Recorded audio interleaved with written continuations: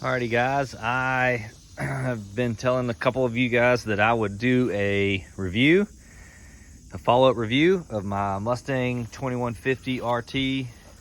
This thing is now a 2018 with 2018 with 800 hours on it. Just went past 800 hours.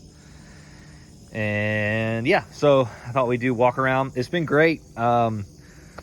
Everybody, a lot of people ask me, how it's been going and if I still like it, and I love it. I love this machine. It has not been perfect. I've had to replace a few things, and I'll go over that in this video, kind of what has worn out, just to keep, for anyone that's considering buying, what my trouble has been and whatever that's worth. But it's been very minimal.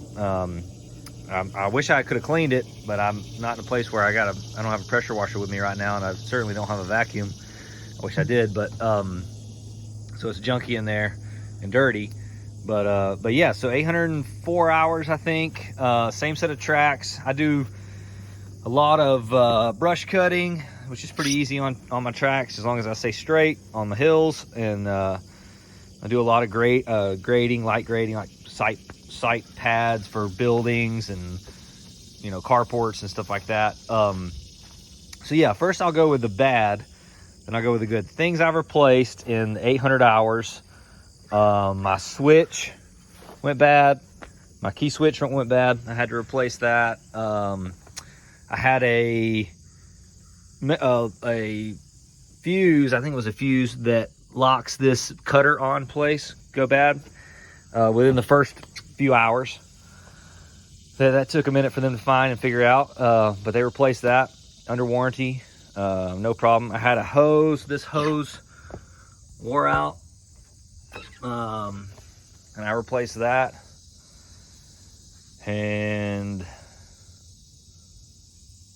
that's been it. Yeah, so what I love about it is I did all those things myself, except for the fuse, which was under warranty, because it's under that controller somewhere, I think, or in the back. I can't remember.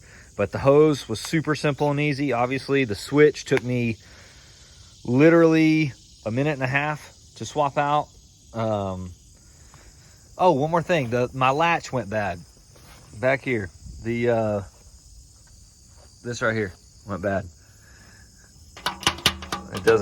It got loose somehow and wore out, which I thought was weird, but went bad. But that, I think that's $100 at my dealer.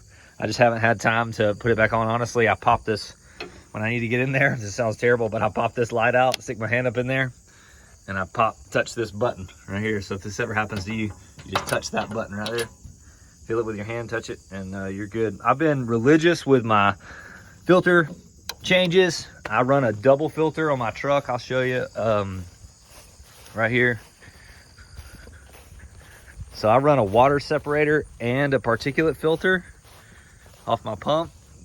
Not a lot of people run those together, but I do it just to kind of help my machine get along, because my buddy at L&N that sold me this tractor has told me that these machines are different from my dad's machine. My dad's got an old case, and that thing can just drink anything, or 953, that thing can drink any diesel. But these machines are a little more particular and don't like water and, all that, obviously, with the motors that they have. So I try to keep water out and haven't had any problems with any of that.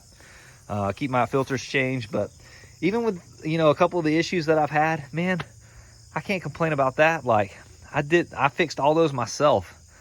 I think it really matters. I had a guy comment about a Kubota, and the reason I did not go with a Kubota skid steer in my area was this lack of dealer support.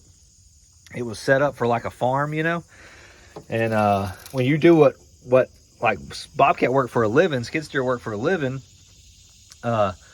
you need someone there. Like, you got to have somebody to help you. You can't have Joe Blow up there, at the dealership that doesn't know much about the tractor and has a rollback and not a service truck, and you need that service. So a lot of what, for me, when it comes down to picking out a tractor, is about the service that you can get, because every tractor is going to have trouble, but are they going to be there for you when you do? So I've rinsed this a time or two, radiator, but what I love about it is, like I said this in the video, but filter, separator, oil filter, and then fuel filter right here, and then hydraulic filter. Air filter pops out with, you got a clip here, 2 clips under the bottom. Here's your sight gauge for your hydraulic, fills in real nice and easy right here. Your battery is over here. I got that unlocked. Battery compartment's right there, really accessible, really nice and easy. All this, what sold me on this machine, and I've said it before, was the accessibility of somebody that, like me, that works on my machine. I'm not able to take it to the dealer and just say, hey, service it or whatever. I have to be able to do it, and I'm not a mechanic. I'm half a mechanic, or maybe not less than that, but I'm definitely not a mechanic. And so I can, I just really appreciate the accessibility of everything. Your oil stick is right here to check it.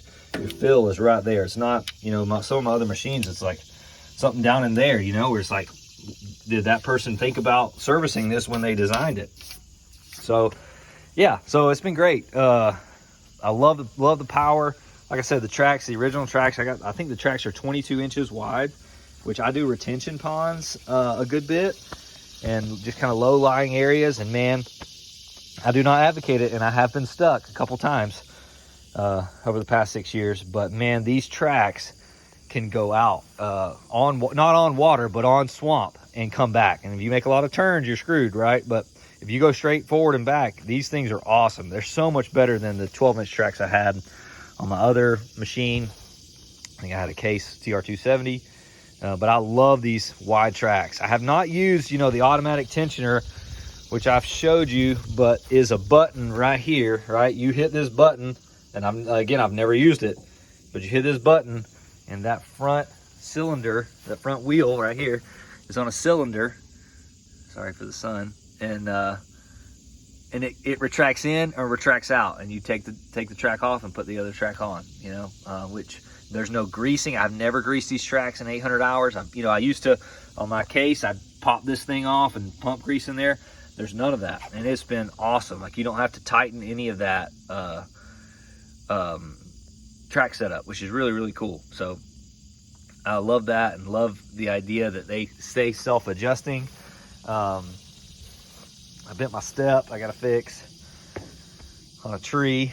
Yeah, keep it greased. Like, I love some of these extras, like I mentioned that in the other video, but like, this is a $500 extra at Cat. The shroud, I love that. It protects my hose setup. Love this hydraulic disconnect. This relieves the pressure of the hoses, so they're easy to come on and off. What else do I like? Power's great. I akin this to a 289. It's the same weight class as a Cat 259, which is what I demoed before I bought this. But this to me has more of the power of a 289. I really like the setup of this tractor, coming in at, I think it's 9,900 pounds, or right at 10,000 pounds. Yeah, it's been really great. So I know, getting toward 1,000 hours, I know there's going to be some stuff I have to start replacing, but I'm trying to take care of it. And man, so far it's been great. AC works great. They got 2, cab filters. Y'all know all this, but that underneath that, 2 bolts right there is a filter. And then in the back is a filter back there. AC blows cold, great. Seat works good. The door is another one of my favorite parts, kind of like a Kubota. I'll show you how it works. I'll get in the cab right here, and you just take that latch and that latch, and you pull it down, right? Sorry. And it shuts you in. And this is kind of the view from inside the cab. I'm 6'1". I wear a size 12, 11, 12 right there. So you have a little bit of room. Some guys I've heard that have huge feet have to get a different. I've heard them having to pick their own skid steer because their daggum boots so huge. That's weird, but yeah, screen works good. Everything works good in here. Like I said, I replaced this switch underneath the bottom. If you guys ever have questions about that or run into that, I'd be more than happy to help you. It was really, really easy. I had a few little things. It's tore off now, but I didn't like the ceiling right here. So I went to Home Depot and got some weather stripping, just because I get attacked by yellow jackets a lot. And I added that weather stripping in there just to seal that. That was 700 hours ago, so it's time for new weather stripping, but yeah, man, I love this machine. It's going really good. I try to post some content about it because there's not a lot on the internet, honestly, but it's a good machine, and it's been great. I have a few things here and there that I got to fix, but I think that's part of using it like I do, and no complaints, no big dealer problems, no big mechanical issues so far, and yeah, it's been awesome. If you guys have any questions or want, or interested in any more content like this, let me know, and I can see what I can do. I'm trying to post some more stuff of it actually working, but the problem is I have to work, so can't work and video at the same time, but I'll figure it out. But yeah, so here you go, 800 hour review, 2018 Mustang 2150 RT.